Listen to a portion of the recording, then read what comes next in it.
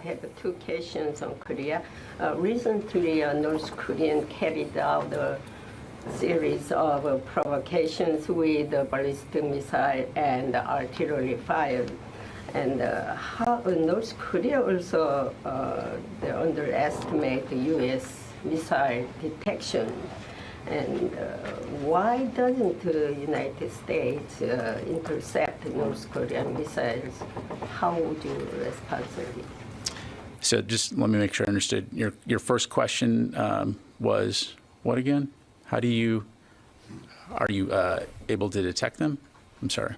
North Korea said North Korea underestimate the U.S. missile detection is very low. So how would you respond on this? And secondly, why doesn't the United States intercept the North Korean missiles? Sure, thank you.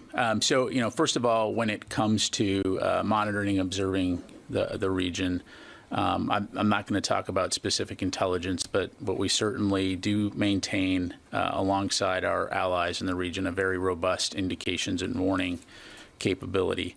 In terms of how we respond to individual provocations, for example, missile launches, we're going to maintain a whole range of potential responses. As you've seen INDOPACOM say in the past, when they've detected those launches have been determined ultimately not to pose any threat to U.S. forces territory or that of our allies. But it's something we'll continue to work on closely, or monitor closely, rather. What I would say is, back to the earlier point that I was making, is our primary focus is on preserving a free, peaceful Indo-Pacific.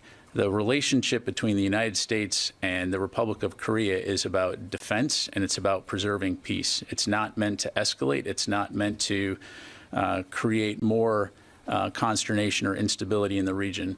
And certainly the actions by North Korea are doing just that. And so, as we've said before, we would call on them to be willing to have dialogue, to talk about these things versus potentially escalating the situation. The U.S. strategic assets should be stationed at all times to defend South Korea?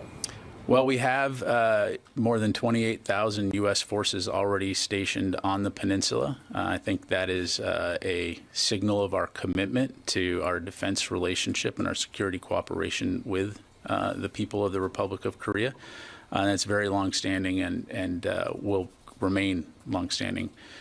So again, we'll continue to work closely with the Republic of Korea, our other allies in the region, to include Japan, to preserve peace and stability throughout the Indo-Pacific.